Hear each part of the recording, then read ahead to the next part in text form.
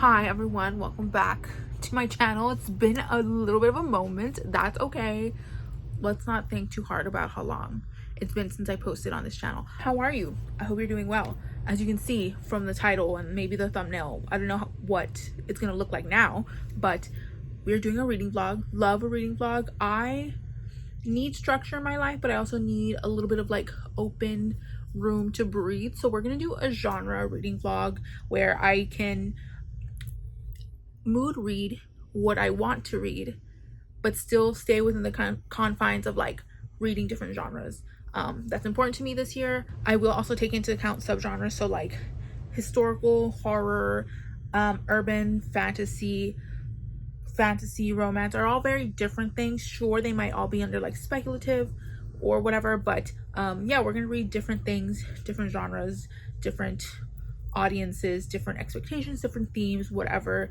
You know how genre reading works. So yeah, that is the plan for the vlog. Don't look at my nails, by the way, as I show them off. They're falling off and I don't really care to put them back on, so they're different lengths. Sorry, random. As for what I'm reading right now, I'm in the middle of two books that are technically different genres. I have Undying by Kiersten. I've read from Kiersten before. I like her historical settings more than some of her contemporary stuff. This is like half and half, I guess. This is a reimagining of the character of Lucy from the Dracula novel. She's been turned into a vampire, as you might know, and this is like her story, her journey, and maybe Dracula's back in her life or wants to be back in her life, but she's also in like there's also like a sapphic romance as well in this. I think this might be YA. It's kind of reading that way, but we'll see how the content looks actually going into it. I'm not that far along. I'm only like 40 pages in, and it's like about 400-ish pages, so not too far along. I would say this is horror. We'll just leave it at horror. Not sure the age. Also, this cover is kind of crazy. I love it. I've been in a vampire mood. And then on my Kindle, I'm currently reading a book called The House of Dreams, I think is what it's called, by Christina Lee. Anyways, I'll put the book right here. It is, I think, gonna lean into thriller. I'm not quite sure. I don't remember exactly what the summary says. Well, this book opens with the reading of a will of this very like old school, like Hollywood starlet, I believe Chinese actress who was like a golden era, maybe prior to the Hays Code, won the first Academy Award for an Asian supporting actress. It's fictional, obviously, but she's passed and her will is being read to her family, her daughters and her granddaughter. But when the will is read, they don't inherit any of her wealth or her home. They get maybe a couple tens of thousands of dollars, but everything is left to the family of the housekeeper that this actress had in her life. I don't want to use the comp titles because it might be a spoiler. I'm not quite sure where the story is heading. I'm only like 20 pages in, but it's contemporary. I'm gonna assume that there's gonna be some discussions of like old school Hollywood entertainment industry going on here. It might lean into thriller because there might be some mysterious circumstances over the death of this actress. But so far so good. The writing's not like grand or particularly like introspective. I don't think it's gonna be like a character study, so I'm not thinking it's gonna be like literary fiction. I think it's, if not general fiction with a hint of thriller, maybe mystery. We'll see how that goes, but I'm reading that on my Kindle. I just picked it up from the library. So those two books are currently on the docket. I will come back when I have something to talk about. So time for a reading check-in. I am about halfway through Lucy Undying by Kiersten. My thoughts are pretty much what I expected this book to play out for me. I love the historical setting. Like I mentioned before, this is a Dracula retelling, and we're following the character of Lucy and her life prior to becoming a vampire and then like afterwards. There's three narratives that we're really following. Her journal entries, first and foremost. These are her as a human young woman going through life, what is expected of her. We also follow her kind of narrating her story post vampirism to, I think, like a therapist or something. It's giving very much like Interview with a Vampire, which I know is not the only story that's ever done this, but because the subject matter is vampires, I'm thinking of Louis narrating his life to that one reporter. And then our third perspective is us following this human girl named Iris in the modern day, who stumbles into Lucy's life, or Lucy kind of stumbles into her life. The Lucy perspectives I adore. I think Lucy is such a grounded character. I totally get her. I totally understand where she's coming from. And then Iris, I don't care for. It's too, I don't know how to describe Iris other than she doesn't feel like a person. She feels like a character with tropes and stuff planted on her. It's a fine line, and you might be thinking, well, yeah, that's what characters are, tropes and stuff, but like hers just feels so for the purpose of a story, whereas I can completely understand Lucy, and I feel like real people can relate to Lucy. That to say, I'm not enjoying the modern day storyline. I love seeing Lucy's story in the past. I like Kiersten White when she's writing in a historical setting. Her contemporary stuff is just too quirky, I guess. I don't know. Right now I'm leaning on a 3.5. If the story progresses how it's gonna progress, I can see where the antagonists are gonna come in soon. I'm mostly enjoying the story in just exploring Lucy's life. I don't need there to be this big kind of like explosive plot, but I know that's probably what's gonna like happen, that we're gonna get like some people that come from the past and ruin things for Lucy and Iris. But I wish it was just a story like exploring Lucy as a character and the journey she's been through, but I don't think it's gonna be that. We're gonna get some drama that I'm sure will wrap up well. Yeah, as for the other story I'm reading, that one I'm not super far into. I'm mostly focusing on this one, so it's progressing well enough, and it's leaning more towards speculative genre fiction. We'll see about that when I continue on. I have been watching a lot more booktube stuff lately, because for the past few months I've mostly just been scrolling on TikTok and stuff, but I've been mostly focusing on booktube stuff, and it's been really inspiring me to like continue and be more motivated to read. I haven't been really lately. I just get so distracted. Anyways, that is the update.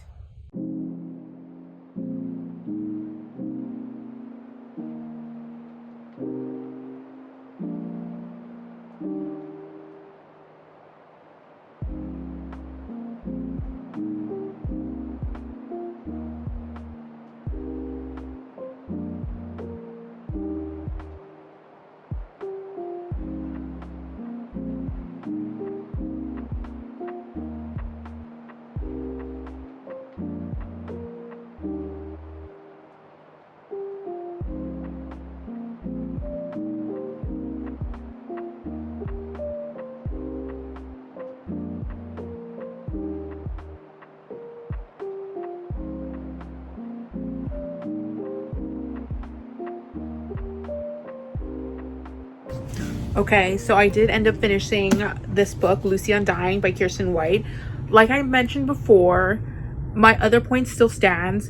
The biggest takeaway, or one of the biggest things that I do need to mention about this book, is the second half feels so drastically different from the first half. The first half of this book was very much like mostly an exploration of Lucy and her character pre and post vampire, and we're getting to know her as a person, and it very much felt like we're just moving with a character throughout her life, alive and undead, and that was my favorite part. And I've said before, I think Kiersten White, I prefer her in historical setting. I've read a little bit of stuff from her. Her contemporary settings, especially when we're following Iris, whose chapters were like in her throughout Lucy's character stuff, it just felt so, I don't know how else to say, but like millennial coded. I'm a millennial, I'm a young millennial, but like there's something very much like about that. Like if she had said, like if she quoted like a thing from like one of her favorite TV shows, I've been like, yeah, that's not surprising. The second half was also very much like action thriller espionage vibes, which is fine. Like I mean, it's not fine for me because I didn't really enjoy it like that, but at the very least we got, or I felt a bit more comfortable with Iris's character in the second half. Not that there's anything wrong with her, by the way. She's like, seems like a good person. She seems very headstrong and like very determined. Like I wouldn't dislike her if I met her in person.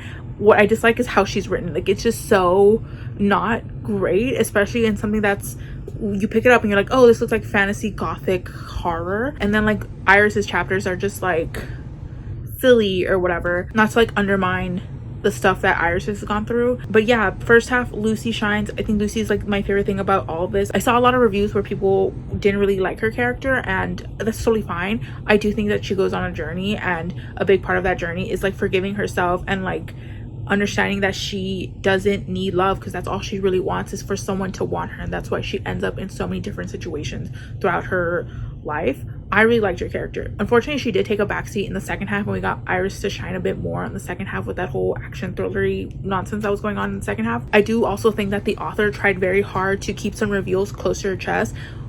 The lightest of spoilers, which I don't think it's a spoiler, but at some point during the reading of this book, I was like, wait a minute, does Iris know vampires exist or not? Because I'm not quite clear on that. And usually I'm pretty good at like picking up context clues. I mean, I read a lot, so I should be good at that. But I'm reading, I'm like, wait, does she know vampires exist or not? Because it sounds like she does, and then she's like, oh, just kidding, like I'm just talking about, you know, people are mean or whatever. And I'm like, do you mean vampires, or do you mean like fiction, like figurative, like bloodsuckers, like people that take your money? Because there's like an MLM plot line in here as well.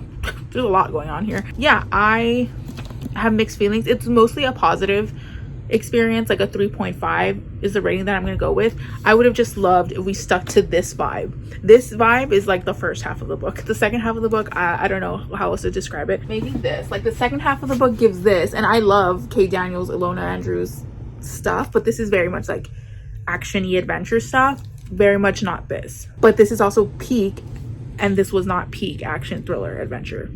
So yeah, definitely a mixed bag. I do really appreciate the characterization of Dracula. I think vampires, especially as like prolific ones like Dracula, we give them so much power as like literary figures, and obviously the characters within the novel have a very strong connection to Dracula. At the end of the day, our author was just like, hey, he's just a man and he hurts women. He's not that different from human men. Like, it sucks, but he's not special, and we shouldn't put him on this like pedestal, fear him any more than we would fear someone else. We have the power, and Lucy's a very formidable person. She may not realize it, but she's very tough, and I think that's part of the journey that she goes through, that she thinks of herself as just this 19-year-old girl who was turned, but she hasn't been a 19-year-old girl in a long time. And it takes a while for her to realize that and to accept herself and forgive herself. And that, again, that was my favorite part of the story. I loved seeing her narrate her story to this like therapist character, again, a la Interview with a Vampire, which I know that's not the only book that's ever done that kind of format, but the subject matter is the same, vampires, you know what I mean? So that connection was always in my head. But yeah, I mean, I liked it. I also don't know what genre to put it in. I guess like fantasy horror, sapphic as well, because it's queer. That's done. I will be continuing on reading, I think it was The House of Dreams by Christina Lee. I'll put it right here. I think I might get a physical copy because I just want to have physical copies of the books that I read this year. I think it's a new release. I will finish up this one and then come back with my thoughts. I also have a stack, you can't see it, but it's like right here, a stack of books that I want to read possibly this month. My reading has been horrendous this year. I read like 2-3 books a month at most, and this is coming from someone who used to do like 15 a month. Now I'm not, but I have a couple of books here that interest me, that fit into different genres, that'll fit this vlog. I will be back when I finish this next book. And here's my spread for Lucy Undying. I thought it came out nice. Also, rant about stickers. I hate when like scrapbooking sticker companies have this like really harsh white outline on their stickers, and it kind of throws the flow. Whereas this sticker, like stickers like this, no white outline, but stickers like this, outline. How frustrating. I've hit the 50% mark of Manor of Dreams by Christina Lee. It's okay so far. I don't know what it is. I'm trying to read diverse genres here, but everything I'm picking up has like speculative elements. I didn't think this one would. I thought this was mostly gonna be focused on family drama, family trauma, which it is, but there's speculative elements in this one, so I don't want to categorize it as horror, but it's mostly like general fiction with like a hint of thriller vibes. And then we do get like historical background flashbacks as well. It's okay so far. Like the writing is fine, because it's supposed to be like focused on like family drama and trauma. It could have gone one of two ways. It could have been very like propulsively like written, and you want to keep reading and like see all the drama unfold between all these women, or it could have taken a more literary focus, and the speculative element is just like a metaphor for like all the stuff that they've gone through and all the stuff that they're hiding and all that. and it kind of sits somewhere in the middle, and it's not super satisfying to me so far, but I'm only halfway through. I just thought I'd give a reading update to know that I am actually reading, and I feel great because I haven't been reading anything, and this week has been good for me reading wise. But yeah, that is the update. I placed an order. I'll talk about it later. Actually, I'll talk about bookish stuff later. So I'm back with a reading update. I feel, well, I finished reading, ignore this, but I finished reading Manor of Dreams by Christina Lee right here. I feel like every update I've had of this book has been pretty like erratic and like not really focused, and that's funny because it kind of really mirrors my experience with the book. So maybe that's why my past few clips talking about this, it's just I didn't really feel like I explained it well. Like I said before, if I wasn't clear enough, this book follows the passing of this actress. I thought this took place way earlier than it did. She was an actress in the 70s and the 80s, won an Oscar, first Asian woman to win a supporting actress Oscar, and then she worked in the industry for a little bit.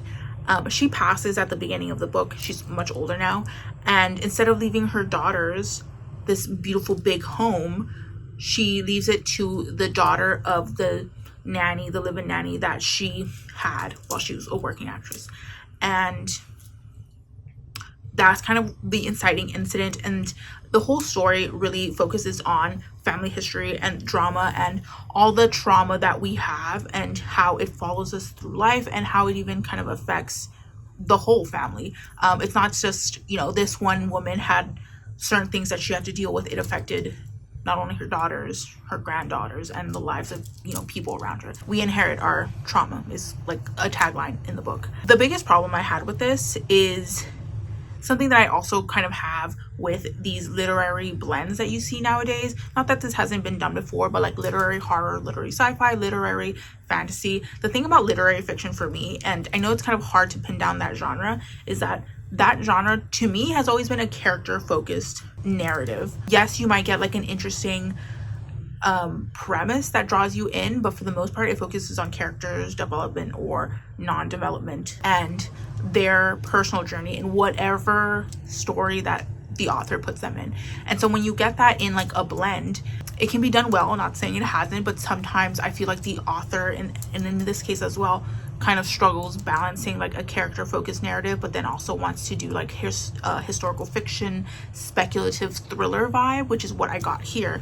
We get chapters of this actress, her name's Vivian, while she was trying to be an actress in Hollywood as an Asian woman, a Chinese woman. We also get chapters from the different women who are brought together in the reading of the will. We get chapters from their own daughters. So we have the granddaughters who were never really close to this this woman. So it was a lot of perspectives, it's a lot of jumping between times, and again there were some moments that I thought were really well done about trauma and how it affects each person individually. And then we'd get into a more like thriller speculative. I don't want to spoil anything that like what that speculative element is, but it was just like a lot. And it's also a kind of similar problem that I had with Lucy Undying, is that in that book it felt like gothic, sapphic, hints of fantastical horror, and then the second half was this like kind of thrillery action sapphic revenge story. And that is also a problem that I had here. It was just trying to do a lot, but sometimes less is more. So I would give this a 3-star.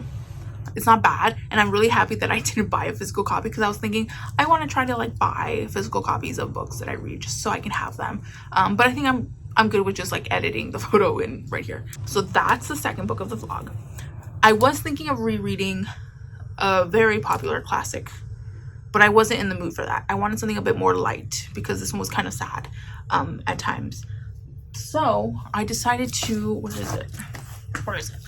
I found this on my shelves. I typically don't read contemporary romance, but I have If the Shoe Fits by Julie Murphy. I would never, again, I don't really read contemporary romance, and I definitely wouldn't buy them. I usually borrow from the library, but this was on sale at the Goodwill. It says I bought it in 2023, so I guess I'm reading this. And that's the thing about this genre vlog, is that like these last two books have similar genres they kind of weave into, which is why this genre vlog is going to be a little bit more broad. It's not just going to be like horror fantasy. First book, we'll say fantasy horror. The second book that I read, we'll say, is contemporary speculative fiction. That's the genres that they're fitting in. That's what I've decided, and this is my blog, so whatever. Contemporary romance. This is a Cinderella retelling. I believe this character is like a big fashion person.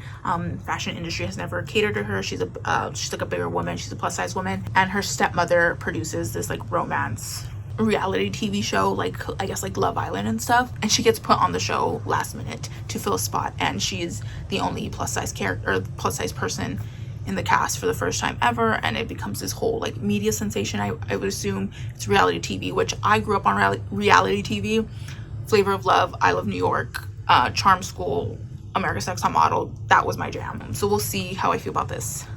It should be a quick read. It looks, the margins are huge, and the font has, it looks like it'll be a quick read. So next genre. Hello everyone.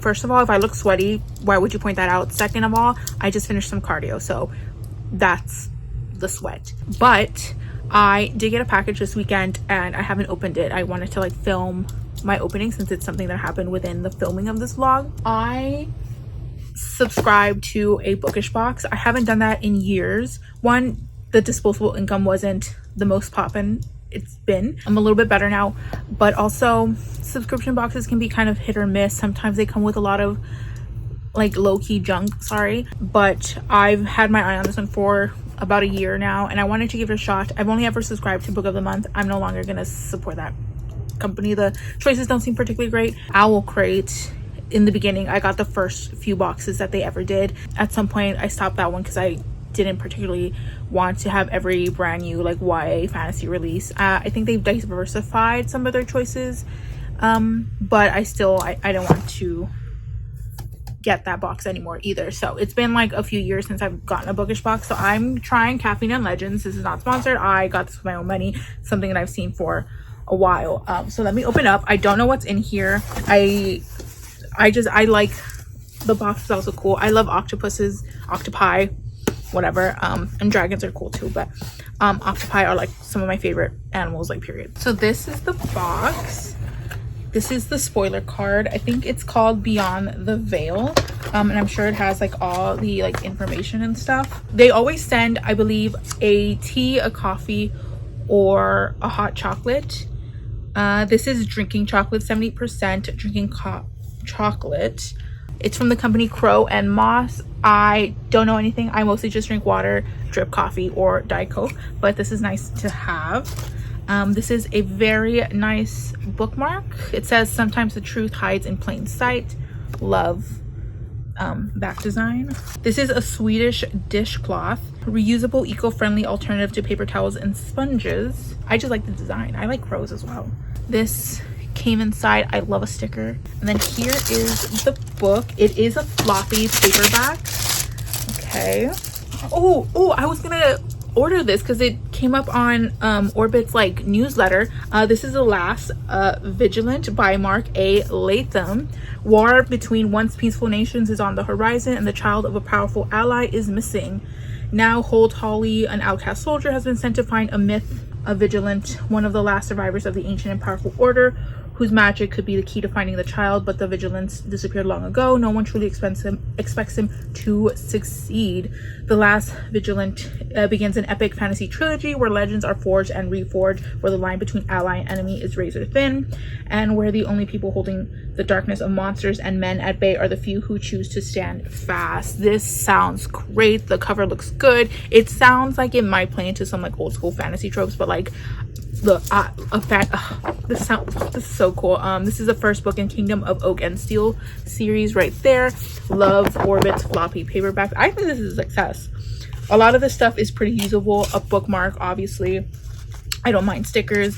This will get used, and I've never used a reusable dishcloth like this, so I think it's a pretty successful book box. I'm kind of in love. The website is legendarybox.com is what it says here, but I just followed them on Instagram and I followed the links, and that's how I got to the subscription box. I just wanted to show that off because that's what I got during the filming of this vlog. And I don't know if you can see, but these books need to be hauled. I try not to do too many hauls. This is like within a month, 2 months of what I've acquired. So I will put this here and film a haul, and that will come up, I don't know, before or after this video. What did you think about the box? I liked it. I'm kind of gagged. I want to use all of this. So, hey, you know what? If I don't like the dishcloth, I can do this with it. And because I live in South Texas and it's almost always over 95 degrees. So this is just as good. Okay, I will come back with a reading update.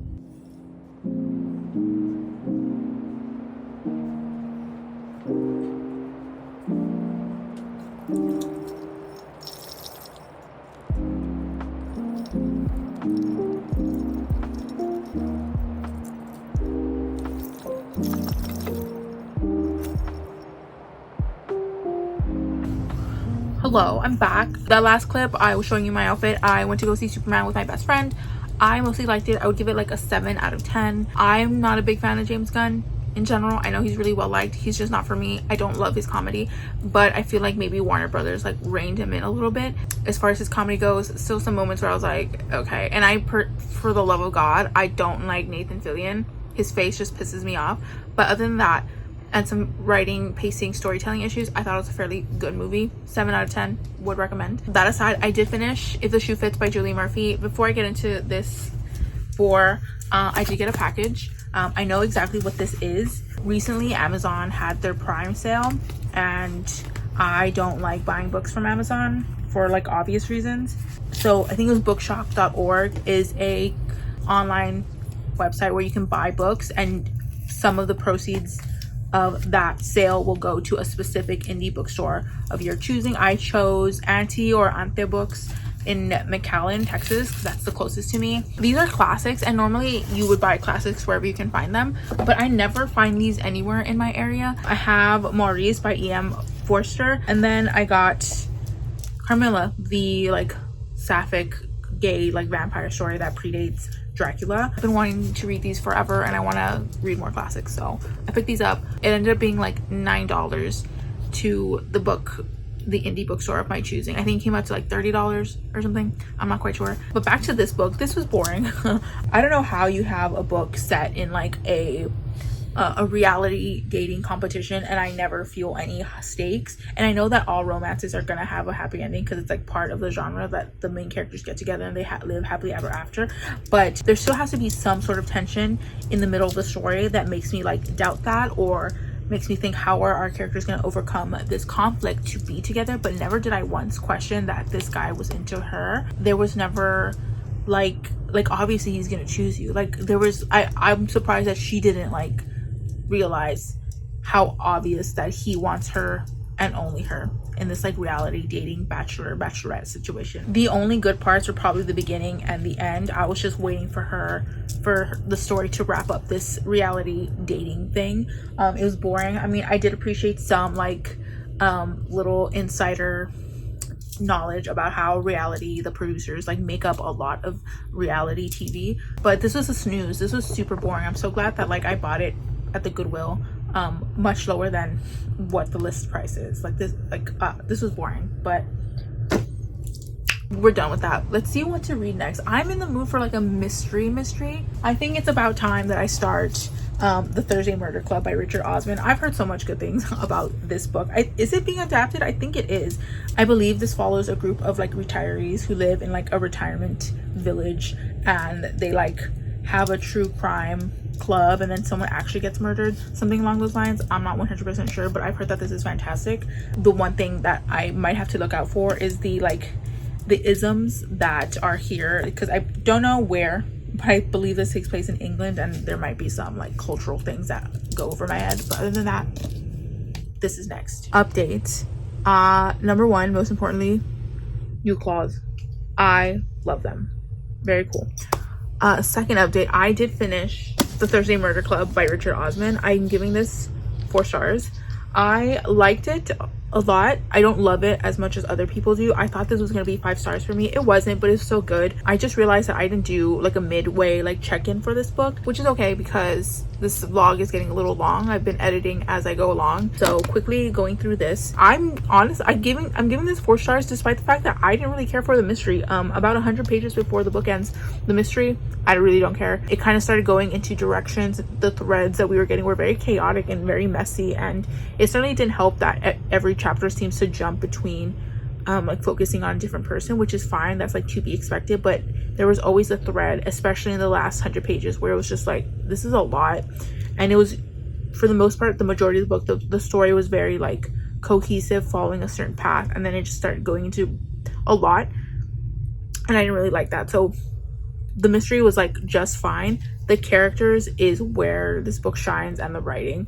I love how distinct each of these individuals feels. I don't often read from characters who are in this stage of their life. I adored all of the 4 main people of this group. The characters are so vibrant and so full of life. They have their own like personalities and their own thing. There's a lot of heart in this book. The moments I felt very teary. The writing is very funny and like quirky, but not like a cringy millennial quirky. I actually kind of laughed reading this book, and I know a lot of readers, when they talk about funny books, they talk about how they laughed out loud. I very rarely like actually laugh when I read like a funny, lighthearted comedic book. The only author at the top of my head who like actually has made me laugh out loud is Cassandra Clare. Say what you want about her, but a bitch will chuckle reading a Cassandra Clare book. But I actually laughed certain parts of this book. I mentioned before that some of the stuff goes over my head in terms of like the culture of England a little bit, but not as much as I thought it would. It was completely fine for me to read, but I really liked it. The writing was great. The characters are great. Mystery, but I will keep reading this series just for the characters and the writing. I look forward to I think it's a film adaptation, the film adaptation for this. But yeah, it was a good choice for the mystery genre of this vlog. As I was looking through my shelves, I was unsure what to read. I'm still shocked that Manor of Dreams is technically a horror. I did not know going in that that's horror. I would still categorize it as general fiction with speculative elements. So I was like, well, I need to read something very different from that. And I decided to pick up Dry by Neal and Jarrod Shusterman. This is a YA book that I've had on my shelves or like in my mind for a while now. I remember when like booktubers were getting like, if not arcs of this, like the actual finished copies from Simon & Schuster way back. I think this came out in like 2018, 2019. Pre-COVID, and this follows a young girl who lives in a kind of like dystopian world. I'm not sure how far removed from society this is, but where water is a very scarce resource, and the taps have started running dry, and her parents go missing, so she has to take care of her brother, her younger brother, and she sees different parts of humanity dealing with this very life-threatening climate danger sci-fi world. So hopefully it's does well. I've read Neal Shusterman before, his Scythe series, which I haven't finished, but I will eventually. I might have to just reread them. And I've always wanted to read his Unwind, and I think it's called like Everlost, those types of books. Very interested in his concepts. He's like one of those cool concept sci-fi YA authors alongside, who's that other guy who I really like? Scott Westerfeld also has really interesting concepts. So yeah, this is probably the last book I'll read for the vlog. I need to film a book haul because I've been getting a lot more books, but I've been lazy.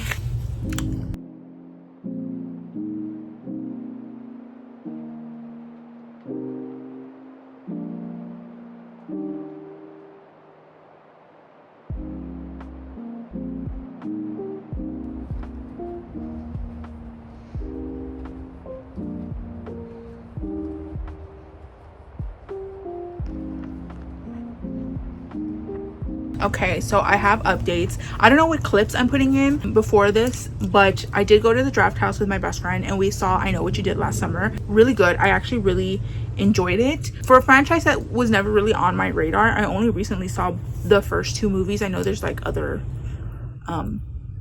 installments in this franchise, but the first 2 movies are really what you only need to see. I thought it was really ambitious and the ending was really bold, and I really appreciate it.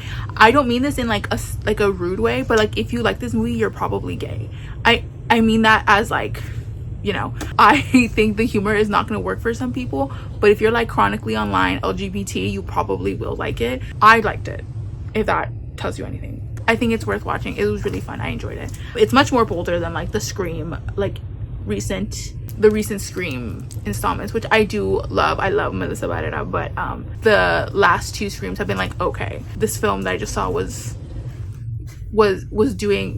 trying to swing hard, and I really appreciated that. Also went to the bookstore. Did I pick up anything at the bookstore? I've been wanting to read more horror, so I picked up Dead Silence by S.A. Barnes. This is like a space horror. I believe one of our main characters is going to picks up some sort of distress signal and horror stuff happens. Yeah, I always just need more horror now since I'm trying to get way like more into it, and I have been. And I haven't read a space horror. The only thing that's like sci-fi horror-ish has been Annihilation. And then in the other clip that I put in, I was at my local library and I picked up some things there as well. I got this stack of books. They're all very short. I am going to my next like vlogging project, which I've been really motivated to read recently. I've been loving this burst of energy for reading. I'm going to read short works. The only book that I'm not going to read for that vlog is this one. This is Bochica by Carolina Flores Sergiaro. I don't know this author. This is supposed to be a gothic horror about a woman who is investigating her family like mansion that she grew up in, that's supposed to be like haunted, or it's a gothic horror, so like decrepit mansions is like the thing. It's supposed to be perfect for fans of Mexican Gothic and The Shining. I love Mexican Gothic. I've never read The Shining or watched the movie, so I don't really give a shit about that. But this I will just read on my own, not for a vlog. I don't want to talk too much about these, but I have And Then I Woke Up by Malcolm Devlin. It's a horror. I'm really interested in this one. I'm interested in all of these, but I also have More Than Human by Theodore Sturgeon. This is a bit of an older sci-fi. I have The Lies of the Ajongo by Moses Ose Utomi. It's a fantasy. I think it's a first in a series, but I'm not sure if the series is going to be all novella or it is all novella and some novels, like the Murderbot series. I know there's like some novels in that one. It's a novella. And then I have The Forest Burns Over by Maru Ayase. This is translated from Japanese. This is kind of toying between novella and novel, but I don't know if you can see it, but the font is kind of big and the margins are huge, so I feel like lengthwise it's not that different from something like this. This I picked up literally like on a whim. Like I was just looking on my shelves. I wasn't looking for recommendations for anyone. I should have asked the librarian for recommendations, but I didn't. But that is for the next vlog, which I hope to get that started soon and like wrap up this one. I'm so glad I'm finishing the vlog on this book. This one was really good. This one had a lot of themes that I was really interested in. I know climate fiction tends to be categorized under sci-fi dystopian, but this doesn't really feel super dystopian to me. Not that that's like a critique. It's not that far removed from our reality. California does drought, and so do other like southwestern states. I think the most important themes for me in this are community. We obviously see people like deteriorate in character and do bad stuff, and then there's some people that like thrive in this environment and like come together and like are helpful, wonderful people. Not everyone that she meets is bad, and Alyssa herself is very like, she has a good head on her shoulders. And I think even deeper than that, one theme that I really saw, or one characteristic that I really appreciated, was that Alyssa was never really she wasn't really judging people when they like snapped or maybe said or did something that was kind of like, you probably wouldn't do this like normally, but because it's a very specific situation that not everyone's in, and I know we all want to believe that we're all good people 100% of the time, even in situations like this, some people are not. You know, we see people who are like rude and selfish, but at the same time it's like, you know, some guys, like my wife just gave birth and she can't breastfeed, my baby's gonna die, so I understand why he's a little rude, you know what I mean? I'm not saying it's an excuse, but like she has compassion for people like that, and I think that's also something that the authors were really trying to get across here. That's not to say that every behavior done in this book is like okay and excusable, but there's always that kind of like underlying, like, is this something someone would have done were it not in this like end of the world event? And I think at the end of the book it kind of mentions that only 200,000 people about died, which is still a lot of people, but for like Southern California that is like a relatively like small amount compared to like the whole population of that state. But still, like, if this wasn't that situation, would you have done some of the things that were done here? Selfish things, you know, maybe like not telling your neighbors that you have an extra case of water, stuff like that. Little things like that. Also critiques about media, and media was a big theme in this one as well. I couldn't help but compare it to like Gaza and how the media first reacted to how Palestinians were being treated immediately after October 7th, and the lack of attention before October 7th. I also felt that this related to COVID a lot. I think COVID really did a number on our culture as a whole, and I don't want to just say it's like Gen Z has been the only one affected by COVID. I think a lot of people, their grasp on the community has been not great. I know we want to live in like a utopia where we all give to each other and we're all friendly and we all love each other, but some people can't even be respectful to waiters. Some people can't even like answer their front door or make a phone call, and I don't mean that as like shady, but it's like you live in a community, you know what I mean? Critiques on authority and how people in power aren't doing the most to help people, especially in natural disasters. I'm currently filming this during the Trump administration, and I live in Texas, and there's been many a natural disaster in Texas, as have been in like other states as well. But yeah, I also really appreciated that the author really made these characters do certain things that you might not get for a YA audience. Like certain characters, main characters, are saying and doing like maybe not the best things, and again it goes back to like, what is this something that this character would have done were they not in this situation? Also, this book is a YA book intended for a YA audience, which I really appreciate. I mean, I'm almost 30. I don't need YA books to like cater to my sense, to my anything, all right? I'm not the target audience. I do think that this was like intended for a YA audience. Like this is meant for YA audiences. It's not meant for like 20 something women who are into like fantasy romance, which there's nothing wrong with that, but like they shouldn't be the target audience. I'm giving it a 4, but like if it stays with me, I could easily raise it to like a 4.5. There were some moments writing wise that I didn't love. There's one particular character who's like an edgy girl, like an edgy like alt girl. I don't love the writing just in general. When she appears, it just becomes so weird, so I'm giving this like a 4. If I love it going forward and I still think about it, maybe a 4.5 would be like a fairer rating. That is the last update. I will like film like a better like closing conclusion clip and put it after this one, like right after this one. All right, so it is time to wrap up the vlog. As a reminder, this whole theme of this vlog was to help me like diversify my reading in terms of genre, which has been a bigger goal for me this year, and it mostly went Jesus, it mostly went well. Some problems with like genre, where publishers want to put certain books in certain genres, or maybe this is like the author's decision, I'm not really sure, but for the most part it was good.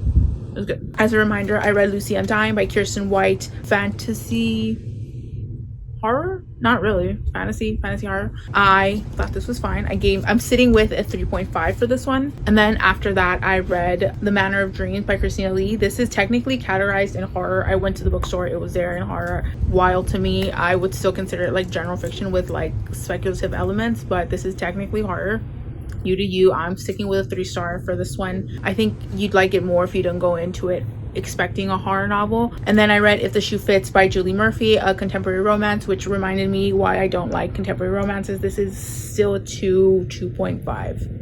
No, I'm gonna stick with a 2. Then I picked up The Thursday Murder Club by Richard Osman. This is a mystery. I did really like this. Not loved it, but I did really like this. I'm sticking with a 4-star for this one. And the last book that I read was Dry by Neal and Jarrod Shusterman, the better book in this entire vlog. I had much more to chew on with this book, so I really enjoyed reading it. This is a YA climate fiction dystopian sci-fi. So yeah, that is everything. That is the vlog.